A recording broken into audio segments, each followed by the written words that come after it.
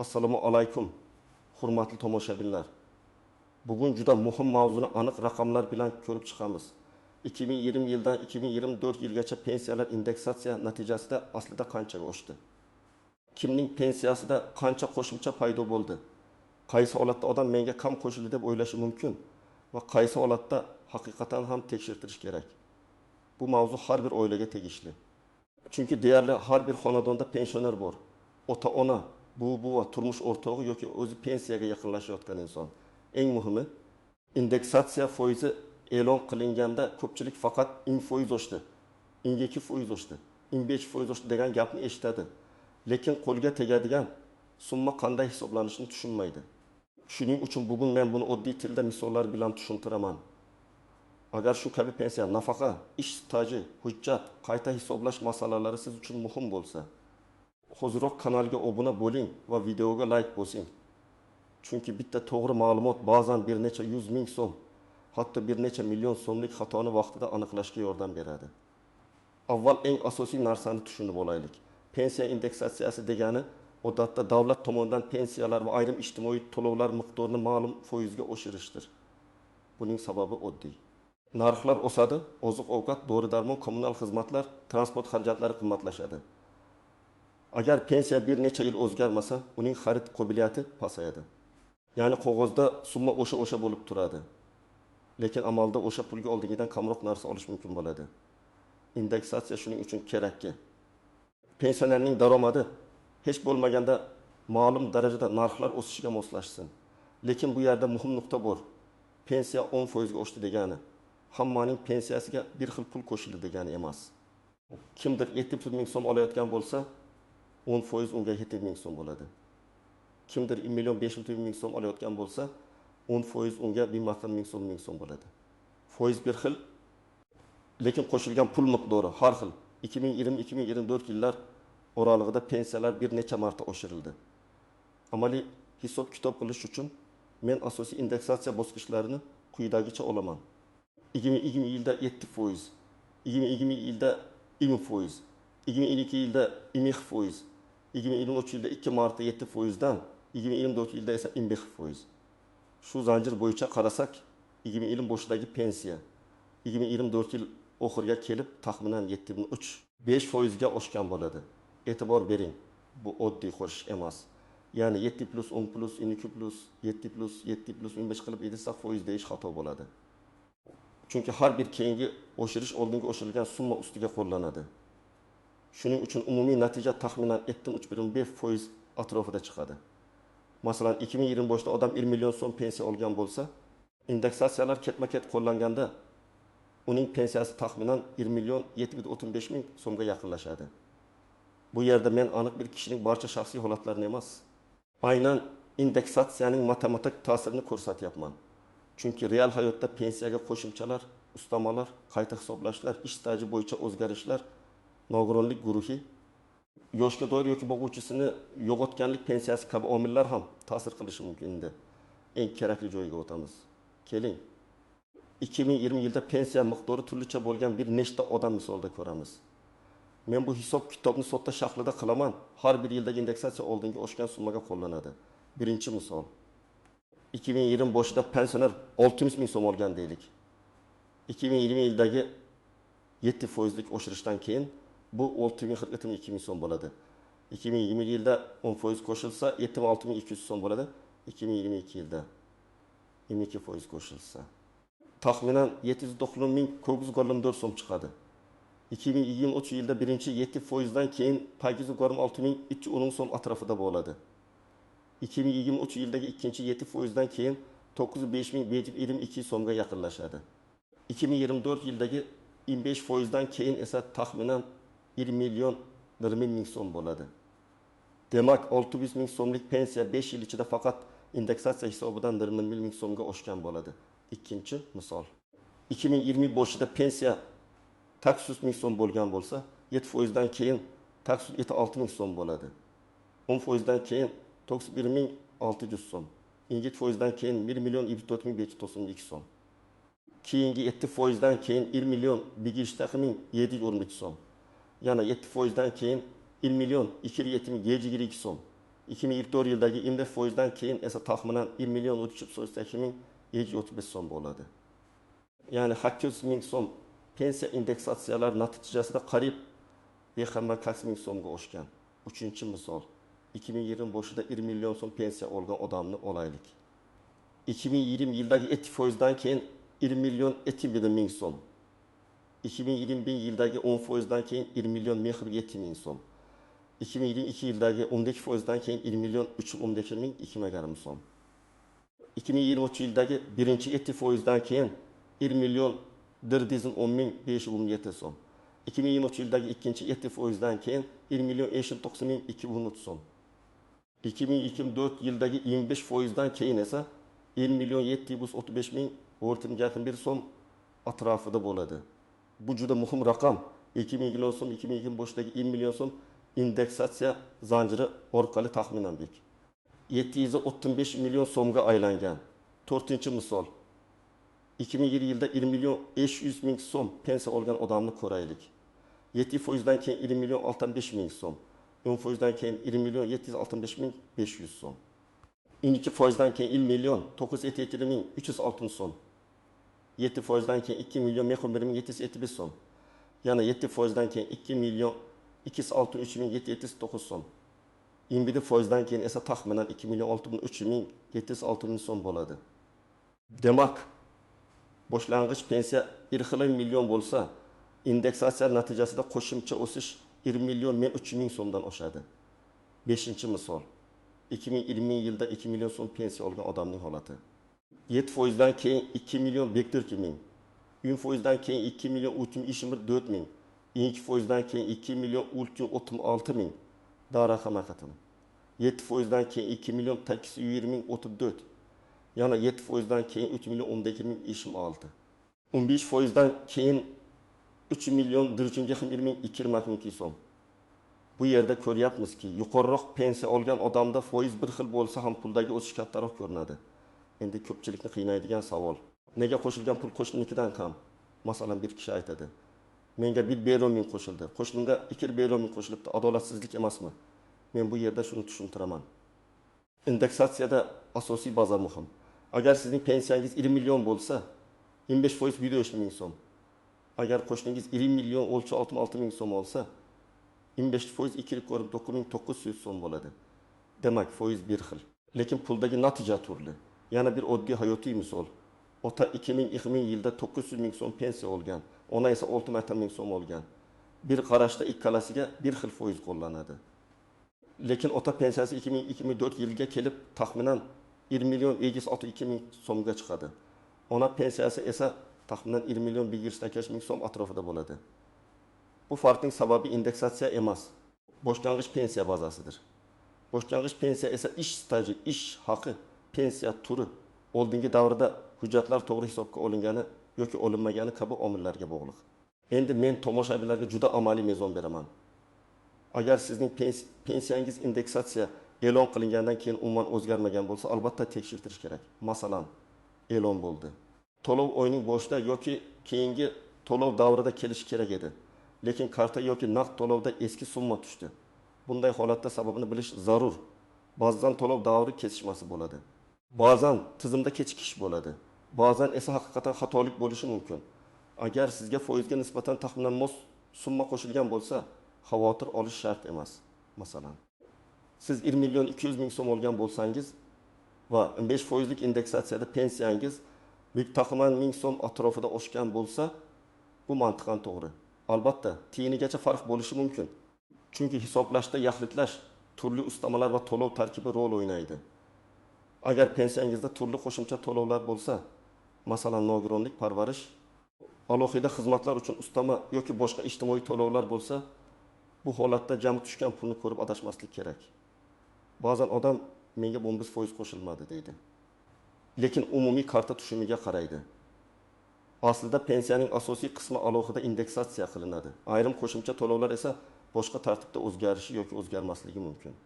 Shuning uchun eng to'g'ri yo'l pensiya tarkibini so'rash. Yana bir muhim holat, pensiya yaqinda tayinlangan bo'lsa, masalan, odam 2023 yilda pensiyaga chiqqan bo'lsa, u 2020-2022 yillardagi indeksatsiyalarni o'z pensiyasiga alohida qo'shib bering deb talab qila olmaydi. Chunki uning pensiyasi tayinlanayotgan vaqtdagi amaldagi hisoblash bazasi bo'yicha belgilanadi. U 2023 yildan keyingi indeksatsiyalardan foydalanadi. 2020 yildan beri pensiya olayotgan odam bilan 2023 yilda yangi pensiyaga chiqqan odamni bir xil taqqoslash noto'g'ri. Endi eng ko'p xato qilinadigan joylarga o'tamiz. Birinchi nozik jihat. Indeksatsiya pensiyani qayta hisoblash bilan bir narsa emas. Indeksatsiya hamma tegishli pensiyalarga foiz ko'rinishida qo'llanadi. Qayta hisoblash esa shaxsiy hujjatlar asosida bo'ladi. Masalan, sizning ish stajingiz to'liq kiritilmagan bo'lsa, arxivdan qo'shimcha ma'lumotnoma topilsa, ilgari hisobga olinmagan ish davri aniqlansa, ish haqi bo'yicha ma'lumot noto'g'ri olingan bo'lsa, pensiya qayta hisoblanishi mumkin. Bu indeksatsiyadan alohida masala. Ikkinchi nozik jihat. Odamlar ko'pincha qo'lga tushgan pul bilan belgilangan pensiyani aralashtirib yuboradi. Masalan, bank kartasiga bir oyda kamroq tushishi mumkin. Chunki oldindan to'lov, qarzdorlik ushlovi, aliment, kredit bo'yicha avtomatik yechim, ortiqcha to'langan summani qaytarish kabi holatlar bo'lishi mumkin. Shuning uchun pensiyam oshmadi deyishdan oldin aynan pensiya tayinlangan miqdori qancha bo'lganini bilish kerak. Banka tushgan yakuniy pul har doim ham pensiyaning hisoblangan miqdorini to'liq aks ettirmaydi. Uchinchi nozik jihat. Minimal pensiya va eng kam miqdorlar. Ayrim pensionerlar pensiyani eng kam darajada oladi. Davlat ayrim davrlarda minimal pensiya yoki nafaqa miqdorlarini alohida belgilaydi. Bunday holatda oddiy foiz hisob kitobi bilan real tushgan summa o'rtasida farq bo'lishi mumkin. Masalan, odamning hisoblangan pensiyasi past bo'lsa, u minimal miqdorgacha yetkazib beriladi. Keyingi oshirishda ham asosiy hisoblangan qism minimal kafolat yoki qo'shimcha to'lovlar alohida tartibda yurishi mumkin. Shuning uchun past pensiya oladiganlarda foizni ko'paytirib ko'rdim. Lekin boshqa raqam chiqdi degan holat uchrab turadi. To'rtinchi nozik jihat pensiya turi. Yoshga doir pensiya, nogironlik pensiyasi, boquvchisini yo'qotganlik pensiyasi, ijtimoiy nafaqa bular bir xil narsa emas. Ularning hisoblanish tartibi, tayinlanish sabablari va qo'shimchalari turlicha bo'lishi mumkin. Shuning uchun bir oilada buva yoshga doir pensiya olsa, nabira boquvchisini yo'qotganlik bo'yicha to'lov olsa, ularning indeksatsiyadan keyingi o'sishi bir xil mantiqda ko'rinmasligi mumkin. 5-nozik jihat. Ishlayotgan pensionerlar. Ishlayotgan pensionerlar bo'yicha tartiblar yillar davomida o'zgarib borgan. Ayrim davrlarda to'lovning to'liq yoki qisman berilishi bilan bog'liq masalalar bo'lgan. Bugungi kunda ham odam men ishlayman, pensiyam boshqalarnikidek oshadimi deb so'rashi mumkin. Umumiy qoida shuki, pensiya tayinlangan bo'lsa, indeksatsiya unga ham tegishli bo'ladi.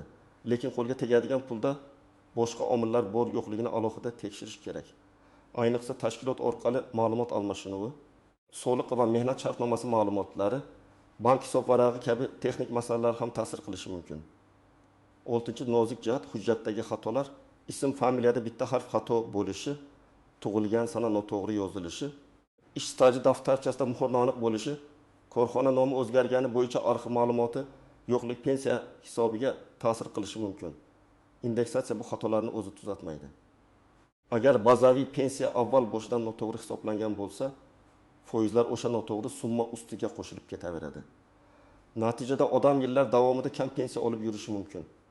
Masalan, pensioner 2020 yilda 900 ming so'm olish kerak edi. Lekin ish stajidagi xato sabab 800 ming so'm tayinlangan bo'lsa, keyingi barcha indeksatsiyalar 800 ming ustiga qo'llanadi. 2024 yilga kelib 800 ming so'm 1 million 308 mingga chiqadi. Agar aslida 900 mingdan boshlanishi kerak bo'lganida 2024 yilga kelib 1 million 312 ming so'm atrofida bo'lardi. Farq oyga bigosi 4 ming so'm. Bir yilda bu 2 million so'mdan oshadi. Ko'ryapsizmi? Boshlang'ich xato yillar o'tgan sari kattaroq yo'qotishga aylanadi. Birinchi qadam, eski va yangi pensiya summangizni yozib chiqing. Daftarga yoki telefoningizga 2020-2021, 2022, 2023, 2024 yillar bo'yicha imkon qadar tushgan pensiya summalarini belgilang. Bank ilovasidan kirimlar tarixini ko'ring, SMS xabarlarini tekshiring. Naqd olgan bo'lsangiz, to'lov qaydnomalarini eslang. Maqsad sizda taxminiy dinamika bo'lsin. Ikkinchi qadam, oxirgi indeksatsiya bo'yicha oddiy hisob qiling. Masalan, 2024 yilda 25% oshirish bo'lgan davrda siz oldin 1 million 400 ming so'm olgan bo'lsangiz, 1 milyon 400 mingni 25%ga ko'paytiring. Bu 210 ming so'm. Demak, yangi summa taxminan 1 milyon 610 ming so'm bo'lishi kerak. Agar sizga 1 milyon 600 ming yoki 1 milyon 602 ming tushgan bo'lsa, bu normal farq bo'lishi mumkin. Agar 1 milyon 130 ming tushgan bo'lsa, unda savol bor. 3-qadam pensiya tarkibi haqida ma'lumot oling. Buning uchun pensiya jamg'armasining hududiy bo'limiga murojaat qilish mumkin. Shuningdek, MyBokob.uz orqali elektron xizmatlardan foydalanish imkoniyati bo'lsa, shaxsiy ma'lumotlaringizni tekshirishingiz mumkin. Siz menga pensiyamning tarkibi asosiy miqdori, ustamalari va oxirgi indeksatsiyadan keyingi hisoblangan summasi haqida ma'lumot bering deb so'rashingiz kerak. 4-qadam hujjatlaringizni tartibga keltiring. Kerak bo'ladigan asosiy hujjatlar: pasport yoki ID karta, pensiya guvohnomasi bo'lsa, u mehnat daftarchasi, ish stajini tasdiqlovchi arxiv ma'lumotnomalari, ish haqi to'g'risidagi ma'lumotnomalar, harbiy xizmat bo'yicha hujjatlar, farzand parvarishi davri bo'yicha tegishli hujjatlar. Nogironlik bo'lsa, tibbiy mehnat ekspertiza hujjatlari, o'quvchisini yo'qotganlik holatida qarindoshlik va vafot etgan shaxs hujjatlari. Har bir holat individual, lekin asosiy maqsad bitta. Pensiya tayinlanishiga ta'sir qiladigan barcha davrlar isbotlangan bo'lishi kerak. 5-qadam yozma murojaat qiling. Og'zaki so'rash yaxshi, lekin yozma murojaat kuchliroq. Murojaatda shunday yozish mumkin: mening pensiyam 2000-2024 yillardagi indeksatsiyalar hisobga olingan holda to'g'ri hisoblanganini tekshirib berishingizni, pensiyam tarkibi asosiy miqdori, ustamalar va qo'llangan indeksatsiyalar bo'yicha yozma tushuntirish berishingizni so'rayman. Agar sizda aniq shubha bo'lsa, masalan, 2024 yilga oshirishdan keyin pensiyam 15% ga oshmagan deb hisoblayman deb alohida ko'rsating. 6-qadam javobni kuting va solishtiring. Sizga berilgan javobda pensiya miqdori, qayta hisoblash bo'lgan bo'lmagani, qaysi davrdan qo'llangani ko'rsatilishi kerak. Agar javob tushunarsiz bo'lsa, qayta izoh so'rang. Agar siz hujjatlarim to'liq hisobga olinmagan deb hisoblasangiz, qo'shimcha arxiv hujjatlarini taqdim eting. Zarur bo'lsa, yuqori turuvchi tashkilotga yoki qonunchilikda belgilangan tartibda shikoyat qilish mumkin. 7-qadam yaqinlaringizning pensiyasini ham tekshiring. Ko'p pensionerlar telefon ilovasidan foydalanmaydi. Bankdan tushgan SMS'ni o'qimaydi, raqamlarni solishtirmaydi. Farzandlar, nabiralar, iltimos, ota-onangizning pensiya tarixini tekshirib bering. Ayniqsa pensiya juda past bo'lsa, ish staji ko'p bo'lsa-yu pensiya miqdori shunga mos ko'rinmasa, eski korxonalarda ishlagan bo'lsa, arxiv hujjatlari bo'yicha albatta qiziqing. Yana bir muhim maslahat: odamlarning gapiga emas, hujjatga ishoning. Qo'shnimga shuncha qo'shilibdi, falonchiga buncha chiqibdi, hamma bir xil olish kerak ekan degan gaplar ko'p bo'ladi. Pensiya shaxsiy hisob-kitob. 2 odam bir xil yoshda bo'lishi mumkin, lekin ish staji, ish haqi, lavozimi, imtiyozi, hujjatlari butunlay boshqacha bo'ladi. Shuning uchun eng to'g'ri yo'l o'z pensiyangiz bo'yicha rasmiy ma'lumot olish demak. 2002-2024 yillar oralig'ida pensiyalar bir necha bosqichda oshirildi va ketma-ket indeksatsiya ta'siri natijasida 2002 boshidagi pensiya taxminan 2-3% ga ko'paygan bo'lishi mumkin. 2 million so'm pensiya misolida bu taxminan 2 million 735 ming so'm degani. 800 ming so'm pensiya 2 million 368 ming so'm atrofida, 2 million so'm pensiya esa 2 million 603 ming so'm atrofida bo'lishi mumkin. Lekin har bir insonning real summasi uning pensiya turi, ustamalari, hujjatlari, ish staji va qayta hisoblash holatlariga bog'liq. Eng asosiy fikr, indeksatsiya foizini eshitishning o'zi yetarli emas. Uni o'z summangizga qo'llab ko'rish kerak. Agar farq katta bo'lsa, jim yurmasdan tekshirdirish kerak. Ba'zan xato kichik ko'rinadi, lekin oyma-oy yig'ilib katta mablag'ga aylanadi. Agar sizning pensiyangiz 2002 yilda qancha edi va 2024 yilda qancha bo'ldi? Izohlarda yozib qoldiring. Birgalikda raqamlarni solishtiramiz, kimda savol borligini ko'ramiz. Video foydali bo'lgan like bosing. Yaqinlaringizga yuboring va kanalga obuna bo'ling. Keyingi videolarda pensiyani qayta hisoblatish, ish stajini isbotlash va arxiv hujjatlarini topish bo'yicha yanada amaliy ma'lumotlarni tushuntirib beraman.